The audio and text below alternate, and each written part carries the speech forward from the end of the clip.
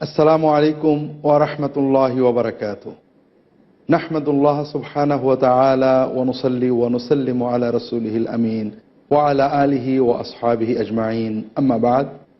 সম্মানিত দর্শক, কিছু দৈহিক কর্ম রয়েছে, এগুলো সহজ, খুব কঠিন নয়, কিন্তু এর ভিতর থেকে আমরা অনেক বরকত পেতে পারি।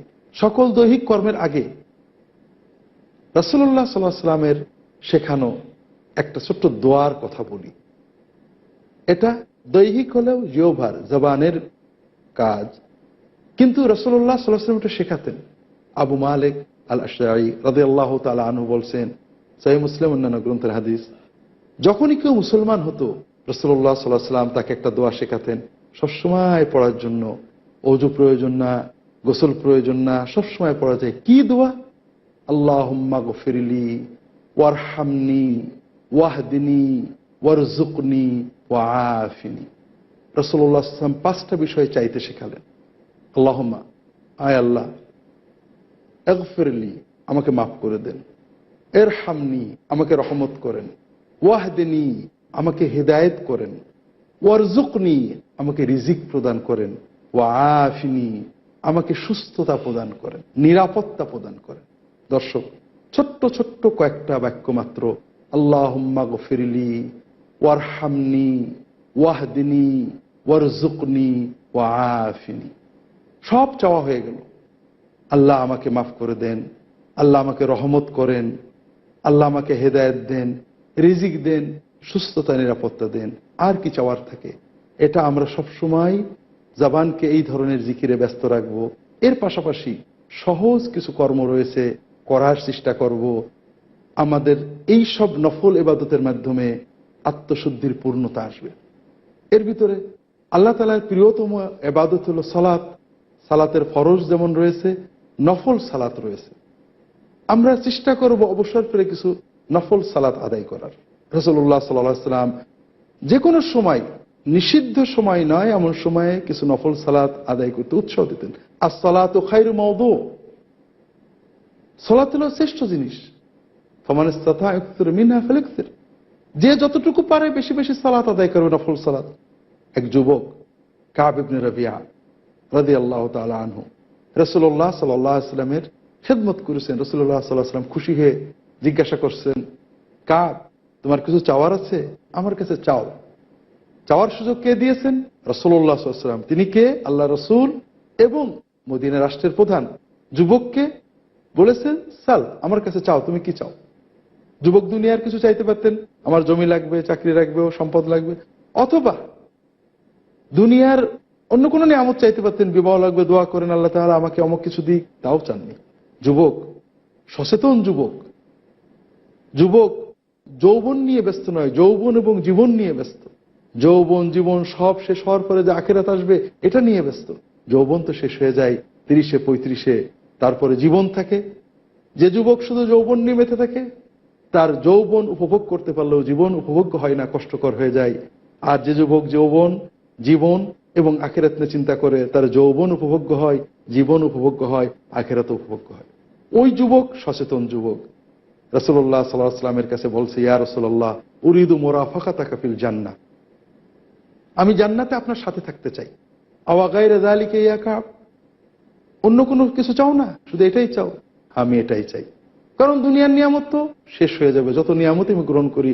আখিরাতের অনন্ত নিয়ামতের শ্রেষ্ঠ নিয়ামত জান্নাতে আপনার সাথে থাকতে চাই। ফাআইন্নি আলা যালিকা বিকাসরাতিস সুজুদ।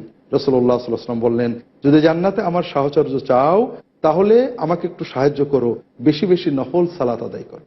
দর্শক, কাজে আমরা চেষ্টা করব একটু অবসর ফেলে নফল সালাত আদায় করার। তবে এর ভিতরে আমরা 3টে সালাত এবং আরেকটা সালাত সম্পর্কীয় বিষয় বিশেষ করে উল্লেখ করি। একটা হলো সালাতুদ দুহা, পূর্বাহ্নের সালাহ, যেটাকে আমরা চাশত বলে থাকি সাধারণ বাংলায়, ফার্সি ভাষায়। সূর্য ভালো করে উঠে যাওয়ার পরে, অর্থাৎ সূর্য উদয়ের 20-25 মিনিট পর থেকে জোহরের ওক্ত হওয়ার 20-25 মিনিট পূর্ব পর্যন্ত যে সময়টা, সকাল 7টা থেকে 11টা বা এই ধরনের সময়, শীত গ্রীষ্মে পার্থক্য হয়, এই সময়ে যে সালাত আদায় করা হয় একে বলা হয় সালাতুদ দুহা। আমরা অনেক সময় ইশরাক এবং চাশত বলে থাকি। এ সময় কিছু সালাত আদায় করতে রাসূলুল্লাহ সাল্লাল্লাহু আলাইহি ওয়াসাল্লাম খুবই উৎসাহ দিয়েছেন। কারণ সালাত মুমিনের প্রিয় ইবাদত, আল্লাহর প্রিয় ইবাদত। জোহরের অল্প কিছু পরে আসর, আসরের অল্প কিছু পরে মাগরিব, মাগরিবের অল্প কিছু পরে ঈশা। তবে ঈশার থেকে ফজর এবং ফজর থেকে জোহর বেশ দীর্ঘ সময়। এই দুটো সময়ে একটু বেশি সালাত আদায়ের জন্য রাসূলুল্লাহ সাল্লাল্লাহু আলাইহি ওয়াসাল্লাম উৎসাহ দিয়েছেন এবং এর ফজিলত বরকত খুবই বেশি। প্রথম সময় ফজরের পর থেকে জোহরের ভিতরে যে সময়টা, সূর্য উদয়ের পর থেকে জোহরের ওয়াক্ত শুরু হওয়ার কিছু সময় আগ পর্যন্ত। হযরত আনাস ইবনে মালিক রাদিয়াল্লাহু তাআলা আনহু বলছেন, রাসূলুল্লাহ সাল্লাল্লাহু আলাইহি ওয়াসাল্লাম বলেছেন, মান সাল্লাল গাদাতা ফি জামাআহ সুম্মা ক্বাদা ইয়াযকুরুল্লাহ হাত্তা ইযা তালাআতিশ শামস সাল্লা রাকআতাই আয-দুহা কামা ফারাকা'a রাকআতাইন কুতিবাত লাহু হাজ্জাতুন ওয়া উমরাতুন তাম্মাতাইনি তাম্মাতাইনি তাম্মাতাইন। যদি কেউ ফজরের সালাত জামাতে আদায় করে, এরপরে মসজিদে তার সালাতের জায়গায় বসে আল্লাহ তাআলার জিকির করতে থাকে, তাসবিহ তাহলিল অন্য কোনো আল্লাহর জিকিরে মশগুল থাকে, সূর্য উদয়ের পরে উঠে 2 রাকাত সালাত আদায় করে, তার জন্য একটা পরিপূর্ণ হজ এবং একটা পরিপূর্ণ উমরার সওয়াব আল্লাহ তাআলা লিখে দেন। অন্য হাদিসে আবু উমামা রাদিয়াল্লাহু তাআলা আনহু বলছেন, রাসূলুল্লাহ সাল্লাল্লাহু আলাইহি ওয়াসাল্লাম বলেছেন, মান সাল্লাল গাদাতা ফি জামাআতিন সুম্মা ক্বাদা হাত্তা ইয়ারকা ইউসাব্বিহা সুবহাতাদ দুহা রাকআতায়াদ দুহা কুতিবাত লাহু উমরাতুন ওয়া হাজ্জা আও কানা কামুতামিরিন ওয়া হাজ। যদি কেউ ফজরের সালাত জামাতে আদায় করে, সালাত আদায়ের পরে বসে থাকে, এরপরে দোহা বা চাশতের বেলা উঠে যাওয়ার পরে দোহা বা চাশতের 2 রাকাত সালাত আদায় করে, তার জন্য একজন উমরাকারী একজন হজকারীর মর্যাদা আল্লাহ তাআলা বরাদ্দ করে দেন। হাদিসগুলো হাসান। ইমাম মুনজিরি আত-তারগিব ওয়া তারহিবের ভিতরে বিভিন্ন গ্রন্থ থেকে সংকলন করেছেন। তিরমিজি, আহমদ অন্যান্য মুহাদ্দিস সংকলন করেছেন। শেখ মোহাম্মদ নাসিরউদ্দিন আলবানী হাদিসগুলোকে হাসান বলেছেন। এই অর্থে অনেকগুলো হাদিস রয়েছে যেগুলো থেকে আমরা দেখি যে আল্লাহর দ্বীন আল্লাহ কত সহজ করেছেন। মক্কা শরীফে, মদিনা শরীফে যাওয়ার সুযোগ অনেকেরই হয় না, কিন্তু ফজরের সালাতটা আদায় করে পুরুষেরা অবশ্যই জামাতে আদায় করবেন। মহিলাদের জন্য জামাত নেই, জামাতে যাওয়ার জরুরত নেই। তারা ঘরে বসে সালাত যেখানে আদায় করেছেন, বাড়ির মসজিদেই, ঘরের মসজিদেই সালাতের জায়গায় সালাত আদায় করে কিছু সময় বসে থেকে যদি সূর্য উদয়ের পরে সালাতুদ দুহা 2 রাকাত, অন্তত 2 রাকাত আদায় করতে পারেন, তাহলে তার জন্য এত বড় মর্যাদা আল্লাহ তাআলা বরাদ্দ করবেন। দর্শক, সালাতুদ দুহা বা চাশ এই সময় আদায় করা জরুরি নয়। এই সময় থেকে দুপুরের আগ পর্যন্ত আদায় করা যায়।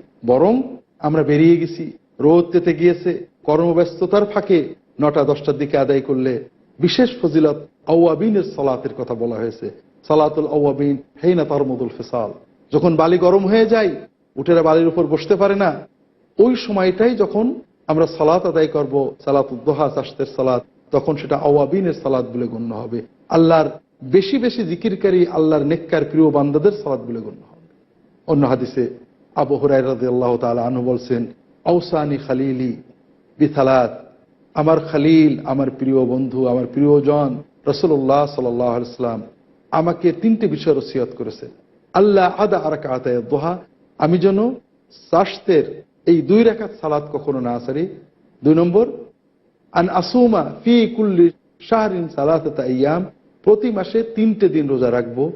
3 নম্বর, ওয়ান উতরা ক্বাবলা আন আনাম, ঘুমানোর আগে বিতির আদায় করে ঘুমাবো। অন্য হাদিসে আল্লাহ রাসূল সাল্লাল্লাহু আলাইহি ওয়াসাল্লাম বলছেন, মানুষ যখন সকালে ওঠে, আল্লাহ তাআলা তার হাত, অঙ্গ প্রত্যঙ্গ সুস্থ রেখেছেন। প্রতিটি অঙ্গ প্রত্যঙ্গ জোড় গিরার জন্য তার আল্লাহর পথে সদকা করা দরকার, কিছু না কিছু দান করা দরকার। কিছু দান করতে না পারো, তাসবিহ তাহলিল করো, আল্লাহর পথে ব্যয় করো, আল্লাহর জন্য মানুষের আল্লাহর পথে ডাকো, মানুষের ভিতরে সুসম্পর্ক তৈরি করে দাও, সবগুলোই আল্লাহর পথে দান বলে গণ্য হবে। তবে ইউজিজু আনহু রাকআতাদ দুহা, যদি কেউ 2 রাকাত দুহার সালাত, চাশতের সালাত আদায় করে, তাহলে এই যে দেহের জন্য যে শুকরিয়া, দান, সাদাকা, এটার জন্য এই 2 রাকাত সালাতে যথেষ্ট হবে। অন্য হাদিসে রাসূলুল্লাহ সাল্লাল্লাহু আলাইহি ওয়াসাল্লাম বলছেন, আল্লাহ তাআলা বলেন, ইয়া আদম ইকফিনি বিআউয়ালিন নাহার বিআরবা'a রাকআতিদ দুহা আকফিকা বিহা আখিরান নাহার। ইবনে আদম, আদম সন্তান, তুমি সকালে 4 রাকাত সালাতুদ দুহা আদায় করো, আমি এটা দিয়ে তোমাকে দিনের শেষ প্রান্ত পর্যন্ত চালিয়ে দেব। অর্থাৎ আমরা আশা করি কেউ যে 4 রাকাত সালাতুদ দুহা আদায় করেন, আল্লাহ তাআলা সারাদিন ওই সালাতের বরকতে তাকে হেফাজত করতে থাকবে। অন্য হাদিসে রাসূলুল্লাহ সাল্লাল্লাহু আলাইহি ওয়াসাল্লাম বলছেন, লা ইউহাফিযু আলা সালাতুদ দুহা ইল্লা আওয়াব ওয়া হিয়া সালাতুল আওয়াবিন। রাসূলুল্লাহ সাল্লাল্লাহু আলাইহি ওয়াসাল্লাম বলছেন, আল্লাহর প্রিয় নেককার বেশি বেশি আল্লাহমুখী মানুষ ছাড়া এই দোহার সালাত সংরক্ষণ করতে পারে না, আর এটাই হলো আল্লাহর প্রিয় নেককার বান্দাদের সালাত। কাজেই আমরা সবাই চেষ্টা করব, আল্লাহ তাআলা আমাদের সবাইকে তৌফিক দিন, আমরা নিয়মিত না হলে যতটুকু পারি, যে কয়দিন পারি সালাতুদ দুহা আদায় করব। এটা আমাদের আল্লাহর নৈকট্য অর্জনে, তাজকিয়া অর্জনে অত্যন্ত সহায়তা করবে। দর্শক, আল্লাহ তাআলা আমাদের ভালো রাখুন। ওমা তৌফিক ইল্লা বিল্লাহ ওয়া সাল্লাল্লাহু আলা মুহাম্মাদিন নবিয়্যিল উম্মি ওয়া আলা আলিহি ওয়া আসহাবিহি আজমাইন। আসসালামু আলাইকুম ওয়া রাহমাতুল্লাহি ওয়া বারাকাতুহু।